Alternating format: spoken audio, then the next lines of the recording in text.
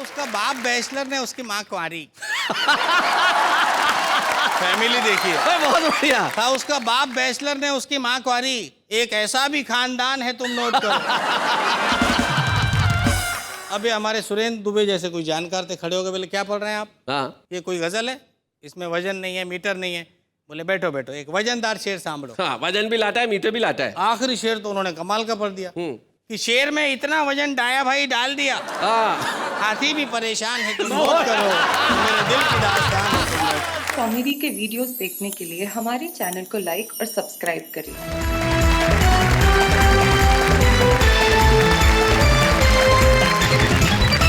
बड़े मुश्किल से दोस्त मिलते हैं साहब, और हमारे 3 दोस्त हमारे साथ में बड़े काबिल दोस्त हैं। वो दोस्त कविता के हैं, दोस्त शायरी के, दोस्त हंसी के। और हमारे साथ सबसे पहले मंच के इस कोने के अंदर जो शानदार कुर्ता पजामा पहन के एक नौजवान बैठा है और मुस्कुराहट ऐसे चेहरे पे चिपका रखी है जैसे प्राइस टैग लगा हुआ हो। क्या मुस्कुराहट है, वाह। और ज्यादा खुश होगे तो क्या करोगे? इस महंगाई के दौर में ऐसी मुस्कुराहट लाना कोई खाने का काम है? ये संदीप शर्मा है जो धार से आते हैं और बड़े ही कमाल के हास्य व्यंग के कवि हैं। भाई बहुत अच्छे शर्मा जी। जो बीच में बैठे हुए हैं वो काफी शाकाली लग रहे हैं आज। लग रहे हैं कि नहीं? हाँ? लेकिन ये हिंदी कविताओं के शाकाल हैं। ये बहुत बड़े डॉन है, नाम है इनका सुरेंद्र दुबे। सुरेंद्र दुबे जी के पास जो बैठे हैं वो भी कमाल के व्यक्ति हैं और इनकी त्वचा देख के तुम्हें इनकी उम्र का एहसास नहीं होता। बस तुमसे साल भर छोटे ही हैं। हाँ, बिल्कुल आप आसपास के ही हैं। सुभाष काबरा इनका नाम है। भाई स्वागत है आपका। लेकिन बहुत कठिन है अच्छे दोस्त मिलना। कई लोगों को मिल जाते हैं जैसे इनको मिला हुआ है, लेकिन काश मैं भी ये कह पाता। इसे समझना पड़ेगा और समझने के लिए वक्त चाहिए। मैं तुम्हें थोड़ा सा वक्त देता हूं कि जब तक संदीप शर्मा आके कविताएं सुनाए तब तक तुम समझने की कोशिश करो कि मैंने क्या कहा। संदीप शर्मा धार से।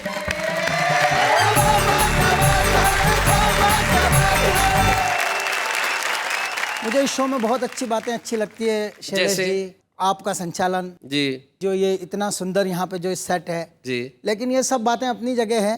बाकी जो एक नंबर की जो चीज है वो कविता, मतलब कविता बहुत अच्छी। कविता नहीं, मारे जो एक नंबर पे पसंद आए हुआ या छोरी एकदम मतलब इतनी सुंदर। मतलब मैं कई बताऊँ आपके यहाँ इनका सामने खड़ा हो जाए तो इनकी ब्यूटी देखी के ना अपनी ड्यूटी भूली जाए। आप एक बार दिखाई दो ये अच्छा कपड़ा पहनी के सपना में आए। सपने में आती है? हाँ, या फिर मारे एक टेंशन बच जाए हाँ। कि उना चक्कर में मारे सूट पहनी ना सोनू पड़े। वो बहुत पसंद आ रही है तुम्हें? हाँ नहीं वाकई मतलब मैं आपको बताऊं कि इतनी सुंदर है। नहीं कुछ क्या कर रही हूँ भाई? आपने बोला ना जब तक संदीप जी कविता करे तुम सोचो। अरे सोच क्या रहा है वो तुम्हारी, लेके जाओ। बहुत अच्छे, ले जा। मतलब नहीं मैं इतनी बड़ी रिस्क में नहीं ले सकता। नहीं ले जा भाई, ले जा। मतलब मैं आपको बताऊं कि इतनी सुंदर है कि मतलब इनका लिए तो कई बार तो हमारा शहर में क्या चल क्या रहा है? बहुत सुंदर लग रही है। अरे कई करिए आप, अरे एक छोरी का चक्कर में हमारे गांधारो बनाई दिया तुमने। अरे भाई साहब मैं भगवान की कसम खा के कहता हूँ अब मैं नहीं नेहा जी को देखूंगा। नहीं कसम खा के कहता हूँ, विद्या गलानी की कसम, मेरे को पट्टी खोलने दो, कविता पढ़ना मैं कसम खा के कह रहा हूँ कि मैं नहीं देखूंगा। पक्का खोल दे, चलो पट्टी खोल। बिल्कुल भी नहीं सोचूंगा, माफ कर दो। आप निश्चिंत होकर कविता पढ़िए। भाइयों एवं बहनों, मेरी कविता का शीर्षक है नेहा जी। अरे क्या कर क्या रहा है भाई? नहीं अब तू इधर कविता पढ़, मैं ऐसे ही खड़ा रहूंगा। चल नहीं अच्छा माफ कर दो। नहीं माफ कर दो। काय का माफ कर दो यार? पक्का वैसा माफ कर दो। नहीं कह रहा हूँ तो मैं कविता ही पढ़ूंगा। अभी तो गांठ बंधाई थी, अब अगर देखेगा तो इधर लग जाएगी। संदीप शर्मा जी, आप देश के एक जिम्मेदार कवि हैं, इधर उधर मत देख के सीधी कविता पढ़िए। जरा तालियां बजाइए इनके लिए। हाँ हाँ सीखिए, कविता लीजिए। मुन्ना चिल्लाया पापा भूकंप आया। ओहो। मैंने कहा तेरी मती फ्री होगी, ध्यान से देख बिस्तर पे से तेरी मम्मी गिरी होगी। यही बात जो तुमने कही, एक बड़े प्रसिद्ध कवि है जयमिनी हरियाणवी जी, उन्होंने अपने अंदाज में ये बात कही थी। उन्होंने कहा कि भूचाल आया तो समस्या हुई खड़ी, क्योंकि घरवाली पलंग से नीचे गिर पड़ी। मैं उसके पास गया और ये सवाल उठाया कि भूचाल आने से तू गिरी या तेरे गिरने से भूचाल आया? ऐसा नहीं है कि घर गृहस्थी में मतलब सिर्फ समस्याएं रहती, कभी कभी आनंद मस्ती खुशी भी हो जाती है। मतलब वो एक भाई साहब आपको बिल्कुल सच्ची घटना बता रहा हूँ। एक आदमी रेलवे स्टेशन से निकला, रेलवे स्टेशन से निकला तो उसके होंठ जले हुए। अच्छा। मैंने पूछा यार तू रेलवे स्टेशन गया था तो तेरे होंठ क्यों जले हुए? बोले पत्नी को छोड़ने गया था। मैंने कहा पत्नी को छोड़ने गया था, इसमें होंठ जले हुए का क्या कारण है? बोले खुशी के मारे जल्दी जल्दी में इंजन चूम आया। ये दुर्घटना है, दुर्घटना। हाँ, दुर्घटना। अब आपको एक दुर्घटना बताता हूँ नेहा जी। हाँ। पति पत्नी होटल की 7वीं मंजिल पे ठहरे हुए भाई साहब। अच्छा। पति ने फोन किया नीचे रिसेप्शन पे, मेरा और मेरी पत्नी का झगड़ा हो गया है और वो 7वीं मंजिल से खिड़की में से कूदने की धमकी दे रही, जल्दी ऊपर आओ। बोले नहीं। मैनेजर ने कहा नहीं, ये तो आपकी पर्सनल समस्या है। बोले खिड़की नहीं खुल रही है, ये तो मैनेजमेंट की समस्या है। एक कविता सुनाता हूं। जब देश समाजवादी गणतंत्र जब लिखा होता है संविधान में और जब पूंजीवाद की तरफ बढ़ता है तो क्या परिस्थितियां बनती है, हास्य से उनको समझने की कोशिश करें। जी। किस्मत चमकाने का तेल लगाइए, एक झाड़ू खरीदिए, साथ में एक कार मुफ्त पाइए। अच्छा। कैसे कैसे विज्ञापन अर्थव्यवस्था जी। आपके अपने आप से रिश्तों में झाड़ू का पेमेंट भी आसान किस्तों में। पर विज्ञापन के नीचे लिखी हुई बारीक पंक्तियां पढ़ेंगे तब आपके दिमाग की नसें हिलेगी। मुफ्त की कार इस जन्म में नहीं अगले जन्म में मिलेगी। पर जनता कितनी भोली है, जनता कितनी भोली है। बाजार को सिर्फ पैसे खींचना है, ये खींचेंगे। इन्हें सिर्फ चीजें बेचना है, ये बेचेंगे। 21वीं सदी तक जाते जाते मुर्दों के कफन और अर्थियों के बांस भी शॉपिंग मॉल्स में बेचेंगे। क्या बात है, वाह वाह वाह, बहुत अच्छा। ये फला कंपनी का कफन है भाई साहब, मुर्दे को सुकून देता है। ये फला कंपनी का बांस है भाई साहब, लाश को भी गर्म खून देता है। क्या बात है भाई, बहुत बढ़िया, बहुत अच्छे, बहुत बढ़िया संदीप। इन्हें सिर्फ चीजें बेचना है, ये बेचेंगे। 21वीं सदी में जाते जाते 2 रुपए के पाउच में मौत और 10 रुपए में 1 लीटर पानी बेचेंगे। वाह वाह वाह वाह, बहुत अच्छे। इस पूंजीवादी अर्थव्यवस्था के चलते भारतीय अर्थव्यवस्था के अंतिम पत्ते झरने तक आ गए। बाप के 13वें पर बेटे मरने तक आ गए। आदम की औलाद चारा चरने तक आ गए और सोने की चिड़िया के ये वंशज घर के जेवर बेचकर बिजली के बिल भरने तक आ गए। क्या बात है भाई, बहुत अच्छे, बहुत बढ़िया। पर कब तक जेवर बेचकर घर चलाएंगे? एक दिन बड़े बड़े रईस भी भिखारियों की लाइन में नजर आएंगे। उस वक्त तुमको ये सीख कौन देगा? जब सब भिखारी हो जाओगे तो भीख कौन देगा? सही है। इसके पहले समझदारों की पंक्ति में दिखो, बाजार के दबाव में नहीं, आवश्यकता के आधार पर चीजें खरीदना सीखो। क्या बात है, बाजार वाह के वाह दबाव वाह में वाह वाह, Understand भाई बहुत अच्छा, बहुत बढ़िया। वैसे अर्थव्यवस्था ऐसी हो गई है संदीप, हमारे वहाँ जोधपुर में इनकम टैक्स डिपार्टमेंट के बाहर एक भिखारी खड़ा हुआ तो अंदर से क्लर्क ने कह दिया चला जा, तेरा यहाँ काम नहीं है। भिखारी बोला रिटर्न भी नहीं भरूं। बोले भिखारी होके भी रिटर्न भरता है? बोले रिटर्न भरा इसलिए भिखारी हो गया। आइए विषय को थोड़ा सा मोड़ता हूँ, एक अंतर्राष्ट्रीय विषय पर कविता को ले जाने की कोशिश करता हूँ। जी जी। स्पिन बॉलिंग देखिएगा, राष्ट्रभक्ति कहीं यहाँ से यहाँ उछले तो सोचिएगा, समझिएगा, मेरे साथ चलिएगा कि प्रतिबंधों से डरना क्या है, डर डर कर अब मरना क्या है। अगर हम प्रतिबंध लगाएंगे तो अमेरिका जी नहीं सकेगा। अगर असम से चाय बंद कर दी तो चाय पी नहीं सकेगा। भारतीय रसगुल्ले और घाघरे अमेरिकी भाइयों को भी बहुत प्यारे हैं। अरे अमेरिका, तेरे कंप्यूटरों में आधे से ज्यादा सॉफ्टवेयर्स तो हमारे हैं। बहुत अच्छा भाई, बहुत बढ़िया, बहुत अच्छा। इस बात से इतना ऊंचा अमेरिका का स्तर है कि अमेरिकी राष्ट्रपति के पर्सनल डॉक्टरों की टीम में 17 भारतीय डॉक्टर हैं। वाह। अमेरिका, तेरा मिजाज कैसा है? जरा गिन तो सही, तेरी अर्थव्यवस्था में कितना भारतीय पैसा है? तेरे उद्योगपति इस बात से जीते हैं कि भारत माँ के लाल, माँ का दूध नहीं, तेरा दिया हुआ कोल्ड ड्रिंक पीते हैं। वाह वाह। हम भी देशभक्ति की तिजोरी खोलेंगे, एक दिन हम सब जोर से भारत माता की जय बोलेंगे। भाई वाह वाह वाह वाह, बहुत बढ़िया, बहुत बढ़िया।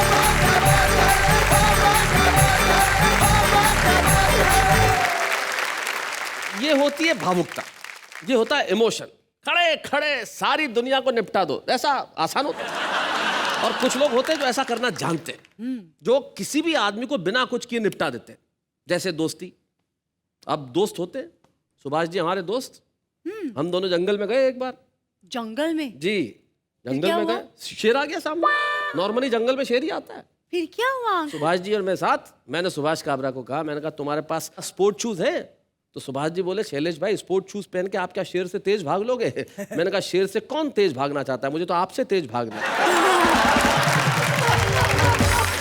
मिलते हैं उनसे जो हमारे साथ गए थे जंगल में, सुभाष काबरा।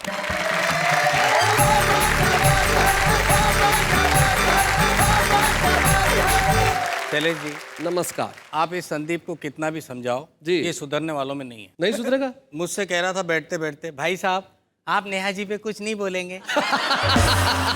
मैंने इससे कहा, नेहा जी पे क्या बोलना यार, इस नेहा को मैं पूरे मन से प्यार करता हूँ, क्योंकि तुम्हें इसमें एक अभिनेत्री दिखाई देती है और मुझे इसमें अपनी बेटी दिखाई देती हाय हाय हाय हाय हाय हाय हाय, क्या बात। है।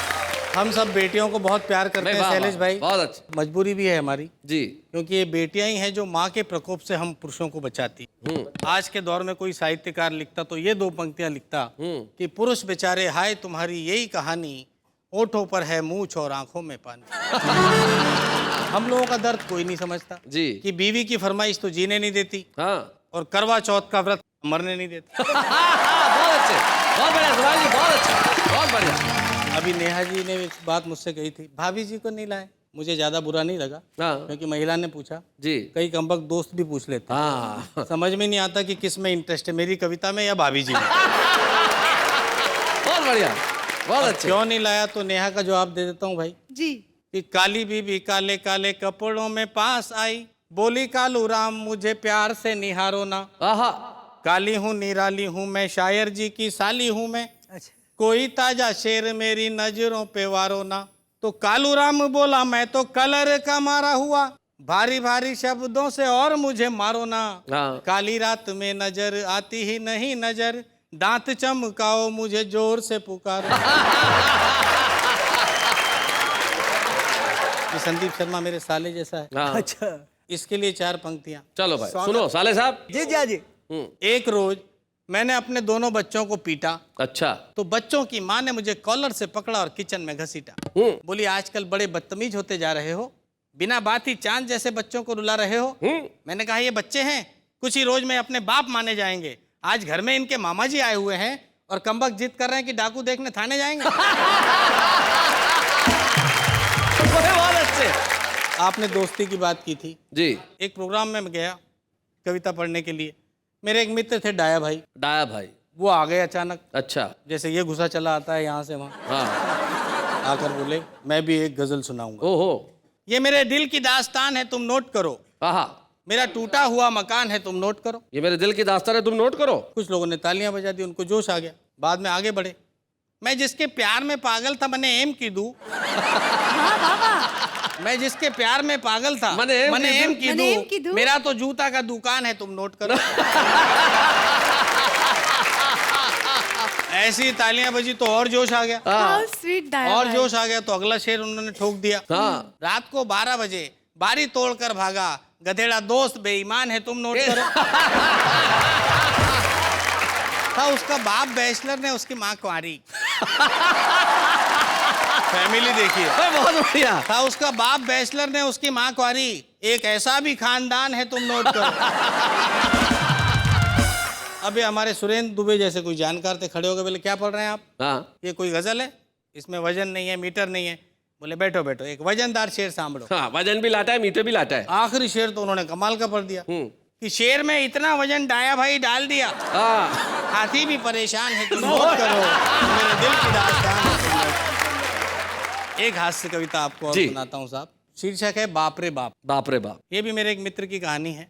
मेरा मित्र है जिसका नाम है गिरधारी, मेरी कई कविताओं में बिना बुलाए चला आता है। जी। एक रोज गिरधारी बाप बनने के लिए अस्पताल गया। इसमें ऐसे घूरने की जरूरत नहीं है, औरतें माँ बनने जा सकती है तो आदमी बाप बनने नहीं जा सकता। पॉइंट। अस्पताल जाते ही उसने वहां का नजारा देखा, पत्नी को ऑपरेशन थिएटर में डाला और बाहर रखे हुए एक बेंच पर सो गया। सो गया। लेकिन गिरधारी की पत्नी बड़ी जल्दबाज निकली, इधर गिरधारी सोया उधर हो गया। हो गया। थोड़ी देर बाद एक वार्ड बॉय ने आकर गिरधारी को जगाया। बड़े लापरवाह आदमी हो, अगर रास्ते में हो जाता तो क्या होता? सही बात है। और उसने आगे कुछ भी नहीं बताया। गिरधारी समझ नहीं पाया कि इसे क्या हो गया है, और जब तक कुछ समझे उसने देखा उसकी बेंच पर अब वार्ड बॉय सो गया है। थोड़ी देर बाद उसने ऑपरेशन थिएटर का दरवाजा खटखटाया और कहा दरवाजा खोलो। भीतर से आवाज आई, धीरे बोलो, तुम्हारा बच्चा हो तो गया है लेकिन उसे रोना नहीं आ रहा है। हमारा अस्पताल हर तरह के फॉर्मूले आजमा रहा है। थोड़ी देर बाद गिरधारी फिर चिल्लाया, अरे भाई बच्चे को रोना आया कि नहीं आया? इस बार नर्स बोली, तुम्हारी बीवी और तुम्हारा बच्चा दोनों बड़े आराम से सो रहे हैं, बाकी हम 4 हैं, चारों ही रो रहे हैं। क्या बात है, बहुत अच्छे। थोड़ी देर बाद अस्पताल के बड़े डॉक्टर तशरीफ लाए, गिरधारी को देखा, मुस्कुराए, बोले मैं एक्सपर्ट हूँ, भीतर जाता हूँ, तुम देखना बच्चे को चुटकियों में रुलाता हूँ। अच्छा। बड़े डॉक्टर भीतर गए और सचमुच 5 मिनट बाद ही बच्चा बुक्का फाड़ फाड़ कर रोने लगा। गिरधारी के दोनों कानों में कीर्तन सा होने लगा। अच्छा। बड़े डॉक्टर बाहर आए तो गिरधारी ने उनके पैर छू लिए। डॉक्टर साहब आपने तो कमाल कर दिया, रुला दिया बच्चे को। डॉक्टर बोले बच्चा क्या चीज है, हम तो रुला दें अच्छे अच्छे को। तुम क्या समझते हो बच्चे की खुशी में ज्यादा देर खुश रह पाओगे? अस्पताल का बिल देखोगे तो पूरे महीने आंसू बहाओगे। क्या बात है, बहुत अच्छे, बहुत बढ़िया। गिरधारी ने पूछा डॉक्टर साहब एक बात समझ में नहीं आई, जिस बच्चे को न नर्स रुला सकी न दाई, उसे आपने कैसे रुलाया? डॉक्टर बोले मैंने दिमाग लगाया, कुछ नहीं किया, तुम्हारी पत्नी के तकिए के नीचे से तुम्हारी तस्वीर निकाली और तुम्हारे बच्चे को दिखाई। क्या बात है भाई, बहुत अच्छे। जब से बच्चे को पता चला है कि तुम्हारे जैसे एक होनहार कवि का लाल है, तब से बेचारे का रो रो कर बुरा हाल है भाई, बहुत अच्छे भाई, बहुत बढ़िया। अभी तो हम एक और समस्या से दो चार हो रहे हैं। पहले इसे रुलाने के लिए रो रहे थे और अब इसे चुप करने के लिए रो रहे हैं। वाह वाह वाह वाह, बहुत बढ़िया।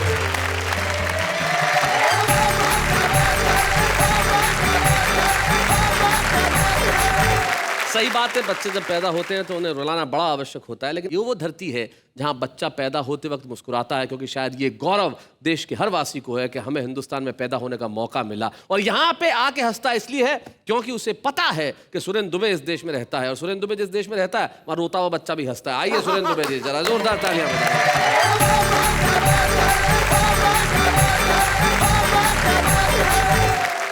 तो शैलेश भाई, बात चल रही थी दोस्ती की जी। मुझे भी एक वाकया याद आ रहा है।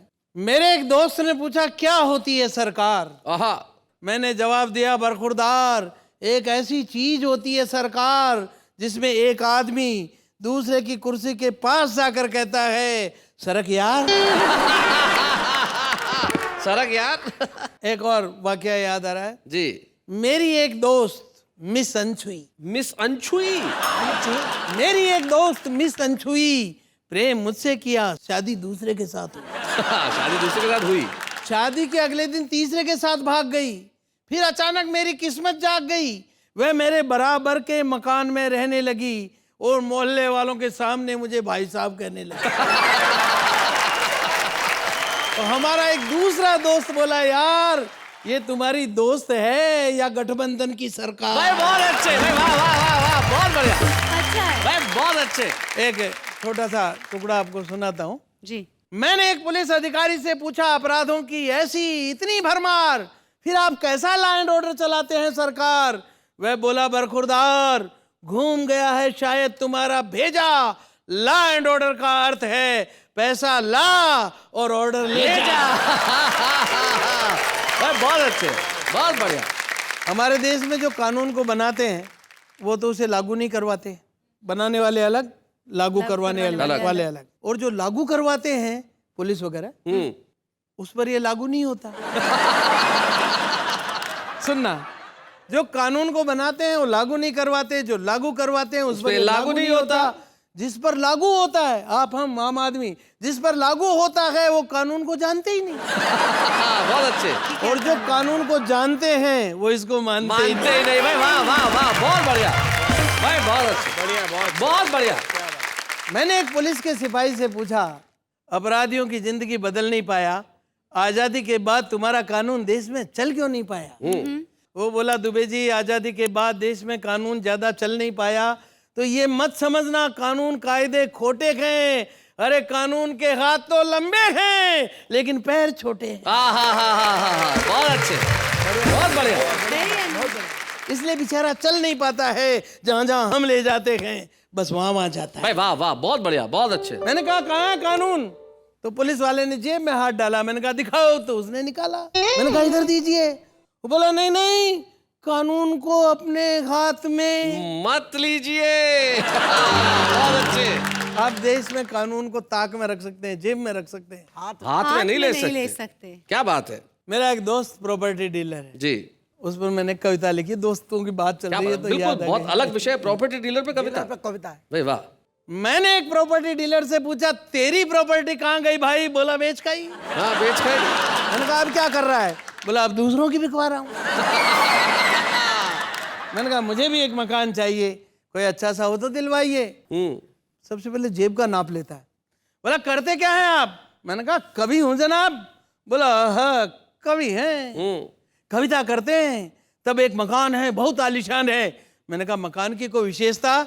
बोला मकान के एक तरफ पागल खाना है, अच्छा, दूसरी तरफ शमशान है।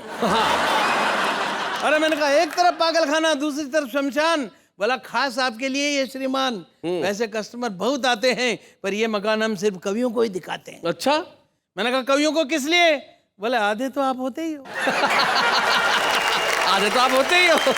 देर सवेर पूरे भी हो जाएंगे, तब इलाज की सुविधा बिल्कुल बगल में पाएंगे। क्या बात है। और जो तुम्हारी कविता की चपेट में आएंगे उसका भी रखा है ध्यान, इसलिए मकान की दूसरी बाजू है शमशान। बहुत अच्छे, बहुत बढ़िया।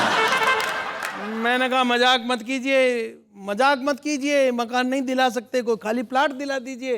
बोला हाँ आप प्लाट मत लीजिए, बना बनाया मकान लीजिए, आप बना नहीं पाएंगे। मैंने कहा क्यों नहीं बना पाएंगे? बोला कारण सुनेंगे तो पछताएंगे।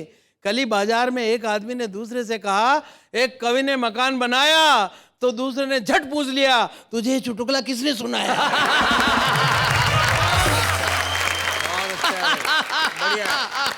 बहुत अच्छे। दूसरे दोस्त के पास आया, उस दूसरे दोस्त ने जले पर नमक लगाया, अपने नव निर्मित मकान का फोटो निकाल कर दिखाया। मैंने फोटो देखा, शिष्टाचार बस तारीफ की। मैंने कहा दोस्त क्या आलीशान मकान बनाया है, मकान के सामने कितना खूबसूरत पेड़ लगाया है। वह संभलते हुए बोला पेड़ अभी नहीं लगाया है, अभी सिर्फ मकान बनाया है। दरअसल ये पेड़ फर्जी है जो इस फोटो में ट्रिक फोटोग्राफी से आया। अच्छा, जो ही उसने वस्तु स्थिति समझाई, मैंने भी मकान की फोटो निकाल कर उसे दिखाई। मैं कहा देख मेरे भी मकान का फोटो। देखते ही वो बोला ये तो गजब हो गया भाईजान, वैसे का वैसा पेड़, वैसे का वैसा मकान। मैंने कहा दोस्त भगवान की मर्जी है, लेकिन इस फोटो में पेड़ ओरिजिनल है, मकान फर्जी है। बहुत बढ़िया कि देश के नेताओं ने देश की जनता को पिछले 65 सालों में देश की तरक्की की जो तस्वीर दिखाई है, दरअसल वो तस्वीर तो ओरिजिनल है, लेकिन उसमें तरक्की ऐसे ही ट्रिक फोटोग्राफी से आई। वाह वाह वाह वाह, बहुत बढ़िया भाई, बहुत अच्छा, बहुत अच्छा। एक रचना सुनाता हूं जी। बाप कंजूस, 3 बेटे, तीनों माँ कंजूस। ये भी विकास है, हमारे पतन का विकास। जी। पिता मरने वाला, 3 बच्चे चर्चा कर रहे हैं, इस चर्चा को सुनना। हाँ। मरणासन पिताजी को देख बोला बड़ा पुत्र ठेले में ही डाल के शमशान पहुंचाऊंगा। दूजा बोला ठेले के तो साथ होगी भीड़ भाड़, स्कूटर पर रख कर मैं ही छोड़ आऊंगा। अच्छा। तीजा बोला स्कूटर में तो पेट्रोल खर्च होगा, साइकिल पर बांध कर पैसे मैं बचाऊंगा। पिता बोला मेरे लिए दुख मत पाओ बेटा, छड़ी टोपी दे दो मैं तो खुद ही चला जाऊंगा। और पंक्ति सुने तो पुरखों के सम्मान तुम्हारा क्या होगा, प्यारे हिंदुस्तान तुम्हारा क्या होगा। एक दूसरी चिंता और ध्यान दें। रपट लिखाने के बाद आया मंत्री जी को याद, कहा थानेदार को कि कष्ट न उठाइए, मेरी घड़ी मेरे पास में ही मिल गई है यार, घड़ी की तलाश झट बंद करवाइए। जी। झुंझलाते थानेदार ने ये कहा मंत्री जी से, सच्चाई से मेरी मुश्किलों को न बढ़ाइए, जिनने कबूल किया जुर्म घड़ी चोरने का, अच्छा। उनका करूं मैं क्या यह तो बताइए। भाई बहुत अच्छे। तो हे कानून विधान तुम्हारा क्या होगा, प्यारे हिंदुस्तान तुम्हारा क्या होगा। और हिंदी में व्यंग कैसे आता है जी। इसका एक नमूना देखें। सवाल और जवाब है। उसने पूछा तुम्हारी शादी हो गई है क्या, मैंने कहा नहीं मैं तो ऐसे ही उदास हूँ। उसने पूछा मुझसे ईमानदार हो क्या यार, मैंने कहा नहीं थानेदार जी का खास हूँ। बहुत अच्छे। उसने पूछा शरीफों के बीच रहते हो क्या? मैंने कहा रहता तो विधायकों के पास हूँ। उसने पूछा राजनीति में हो जाना चाहते क्या? मैंने कहा इसीलिए करता बकवास तो हूँ। भाई बहुत अच्छे। तो हे चाणक्य के ज्ञान तुम्हारा क्या होगा? प्यारे हिंदुस्तान तुम्हारा क्या होगा? बहुत अच्छे। फिल्मों के गाने हमारी कविता का सबसे लोकप्रिय स्वरूप है जी हमारे उस साहित्य का क्या हुआ? जी। मुन्नी शीला बिल्लो रानी, आ, चालू ओ जलेबी बाई, छन्नो और छमक चलो है नए उफान पर। क्या बात है।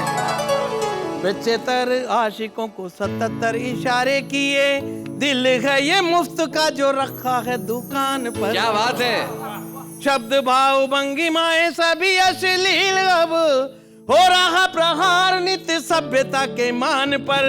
वेरी चौपाइयाँ चालीसाएं आरतियाँ याद नहीं, क्या बात है। कितनी चमेली बच्चे बच्चे की जुबान पर। हाय हाय हाय, बहुत बढ़िया। अरे बहुत अच्छे। तो जन गण मन के गान गान तुम्हारा क्या होगा? बहुत अच्छे। प्यारे हिंदुस्तान तुम्हारा क्या होगा? भाई बहुत बढ़िया। मेरे देश महान तुम्हारा क्या होगा? प्यारे हिंदुस्तान तुम्हारा क्या होगा भाई? क्या बात है भाई। वाह वाह वाह वाह वाह वाह, बहुत अच्छे।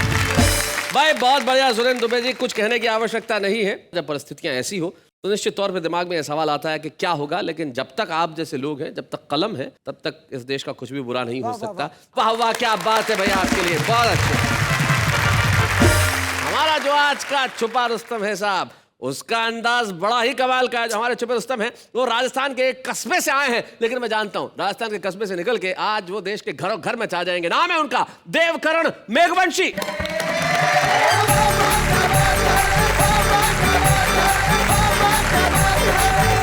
प्रणाम करता हूँ आपको। जीवन में बहुत सी घटनाएं हो जाती है। कवि सम्मेलन के बाद में घर पे गया, छोरा घर के बाहर बैठा, घर में बिल्कुल शांति। शांति। मैंने कहा बेटा आज घर में से बिल्कुल आवाज नहीं आ रही है, वरना तेरी मम्मी पूरे घर को सिर पे उठाए रखती है। अच्छा। बोला पापा आएगी कैसे? सुबह टूथपेस्ट की ट्यूब मांगी थी, मैंने गोंद की पकड़ा दी। अच्छा बच्चे तो बड़े इंटेलिजेंट हो गए साहब जी। इतने इंटेलिजेंट हो गए, मेरी पीठ में खुजली चल रही थी। अच्छा। मेरा हाथ नहीं पहुंच रहा था। मैंने पत्नी से कहा यार मेरा हाथ नहीं पहुंच रहा, पीठ में खुजला दो। वो मेरे पीछे बैठ गई और पीठ खुजलाने लगी। इतने में लक्की आ गया शैतानी करते करते। मैंने कहा अब बेवकूफ, अगर इस तरह से शैतानी करेगा ना तो तेरी शादी नहीं करूंगा। बोला मत करना मत करना, मेरे चलेगी तो मैं ही खुजला लूंगा। मैं खुद ही पीठ खुजला लूंगा, शादी की क्या जरूरत? इससे भी टॉप की घटना तो तब हुई साहब, इधर के कमरे में बैठे हुए छोरे ने उधर के कमरे में बैठे हुए पिताजी को आवाज लगाई, पिताजी एक गिलास पानी पिलाना। अच्छा। मैंने कहा बेवकूफ, अपने पिता को काम चढ़ाता है, इधर आगे एक थप्पड़ मारूंगा। वो बोला पापा जब थप्पड़ मारने आओ ना तो एक गिलास पानी लेते हैं। क्या बात इससे है। भी टॉप की घटना तब हुई जब एक लड़के ने एक लड़की से कह दिया आई लव यू। लड़की बोली बदतमीज, तमीज से बात करो। लड़का बोला मंगलम भगवान विष्णु मंगलम गरुड़ ध्वज, respectfully I beg to say that I love you. अब तो करेगी ना? इससे ज्यादा तमीज से कैसे बात करें भाई, बता। और आदरणीय दुबे जी इससे भी टॉप की घटना तो तब हुई जब एक लड़के ने एक लड़की से पूछ लिया यार तुम लड़कियां इतनी खूबसूरत क्यों होती हो? अच्छा। लड़की बोली हमें भगवान खुद अपने हाथों से बनाता है। वो बोला मुझे क्या प्रधानमंत्री रोजगार गारंटी योजना में बनाया? नरेगा स्कीम। संदीप भाई नरेगा एक बार जब मैं बड़े मेट्रो सिटी में चला गया, छोटे छोटे गांव के आदमी हम जब बड़े शहर में जाते हैं सिस्टम नहीं समझते। हाँ। मैं आदरणीय शैलेश जी से मिलने के लिए एक बार चला गया। अब वो इतनी बड़ी बिल्डिंग को देख के चक्कर खा गया। मैंने कहा यार अब करें तो क्या करें, कैसे पूछें, कहीं ऐसा नहीं हो जाए कि लोग अपने को गांव का समझकर हंसी उड़ाने लग जाए। मैंने चौकीदार को इनका विजिटिंग कार्ड दिया और उसने एक छोटे से कमरे की तरफ इशारा किया। मैंने कहा इष्ट इतना बड़ा आदमी और एक छोटे से कमरे में? बोला बेवकूफ, कमरा नहीं है लिफ्ट है। इसमें बैठ और ऊपर जा, 14वें माले पे रहता है। और मैंने कहा लिफ्ट? मैंने कहा ये तो बेवकूफ बनाएंगे, पहले इसके सिस्टम को समझो, एक दो को आने जाने दो। उसके बाद जाएंगे। वहीं बाहर बैठ गया साहब सीढ़ियों पे, अचानक उसके अंदर एक 60-70 साल की डोकरी घुसी। लिफ्ट का दरवाजा बंद, लिफ्ट ऊपर, वापस नीचे आई, दरवाजा खुला तो दिमाग खराब, 16-17 साल की एक कन्या बाहर निकली। और मैंने कहा हे भगवान, काश बबलू की मम्मी को ही लाते। कि अचानक उसके अंदर एक नवविवाहित पति पत्नी घुसे, बिल्कुल फ्रेश कपल। लिफ्ट का दरवाजा खुला, दोनों अंदर, लिफ्ट का दरवाजा बंद, लिफ्ट ऊपर, वापस नीचे आई, दरवाजा खुला तो खा गया गच्चा, निकले तो पति पत्नी पर गोद में बच्चा। काश बबलू की मम्मी को ही लाते, दिन भर ऊपर नीचे घुमाते, शाम को टेम्पू भर के ले जाते। देवकरण मेघवंशी जिन्होंने अपने हास्य बोध की परिचय दिया। ये जो हमारी आंचलिक भाषा का जो सौंदर्य है, जो इनके टोन में, इनके लहजे में और जो इनके शब्दों में झलक रहा था, वो अद्भुत है। यही हमारा भारत है। ये भारत जहाँ पे भाषा चाहे शुद्ध बोली न जाए लेकिन विचार शुद्ध होते हैं। क्या बात? वहाँ चाहे व्याकरण ठीक हो न हो लेकिन आचरण बहुत अच्छा होता है। और कस्बे और गांव में जहाँ आचरण शुद्ध होता है, भाषा संयत होती है, वहां से देवकरण मेघवंशी निकल के आते हैं, उस कस्बे से जिसका नाम केकड़ी है। तो आज वाह वाह क्या बात है कि मंच पे हम आपको एक स्मृति चिन्ह प्रदान करना चाहते हैं। देवकरण मेघवंशी। बच्चे हैं या बूढ़े हैं, नर है या नारी है, हंसी देने वालों के सब ही आभारी है, कविता सुनाने वाले अब सबके साथ है। क्या बात है। मैं एक बार आम के पेड़ पे बैठ के अमरूद खा रहा था। आप पूछो कैसे? कैसे? अमरूद घर से लेके गया था, डाल पे बैठा था। ये इंटेलिजेंस है। नेहा जी, आपका हुक्म। आपके साथ जो खड़े हैं शैलेश लोढ़ा, कितने इंटेलिजेंट हैं आप तो अब जानने लगी। बचपन से जानता हूँ मैं जी। जब मैं ब्यावर रहता था, ये जोधपुर रहते थे, तब की बात बताता हूँ। जोधपुर में इन्होंने बहुत आलीशान ऑफिस लगाया और मैं ऑफिस देखने के लिए गया, इनसे मिलने के लिए ऑफिस में।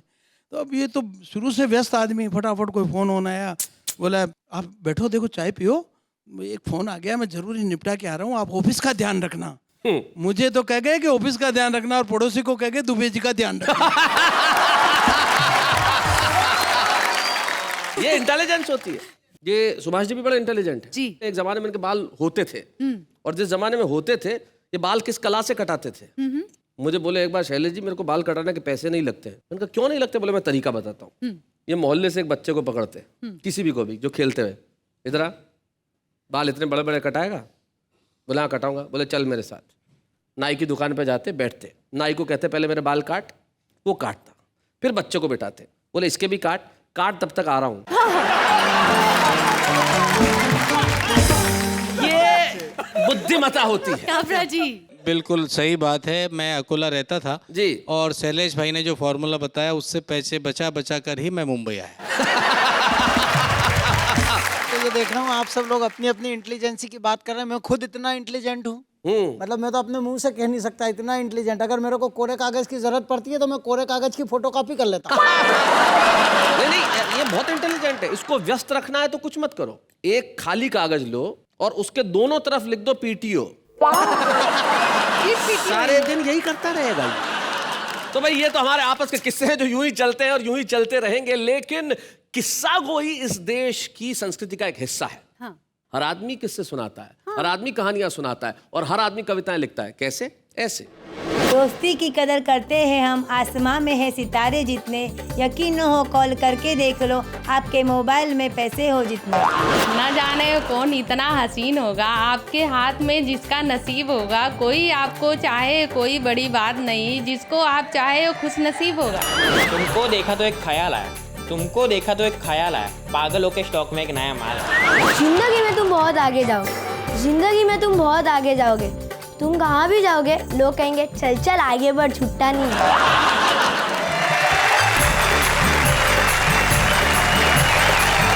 तो ये भी कमाल की कविता है। बचपन में आपने भी ऐसी लिखी होगी जी काबरा जी? बचपन में एक बड़ा जुमला चला करता था जो लड़कियों ने उठा लिया जी। मेरे कॉलेज के कई मित्रों को मिले वो कागज जिस पे लिखा हुआ था, खत लिख रही हूँ खून से स्याही न समझना, हाय हाय हाय, मर चुकी हूँ तेरी याद में जिंदा न समझना। शैलेश भाई, दोस्ती पर मैंने हास्य की एक अद्भुत रचना पढ़ी जी। दो दोस्तों ने मिलकर धंधा किया ऐसा, एक ने लगाया अनुभव, दूसरे ने लगाया पैसा।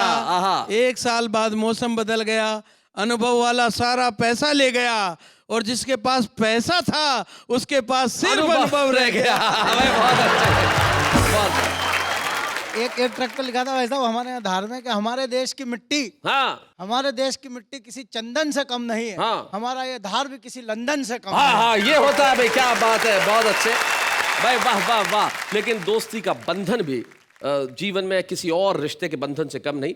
ईश्वर करे आपको दोस्त मिलते रहे, आपको दोस्ती मिलते रहे। और दोस्त के लिए और दोस्ती के लिए जाते जाते एक नसीहत, किसी एक शायर का शेर, मुझे नाम याद नहीं लेकिन याद आता है, कितने कमजोर हैं ये गुब्बारे जो चंद सांसों में फूल जाते हैं और थोड़ी सी बुलंदी पाकर अपनी औकात ही भूल जाते हैं। इसलिए हम जब भी रहें जमीन पर रहें और कहते रहे वाह वाह क्या बात है।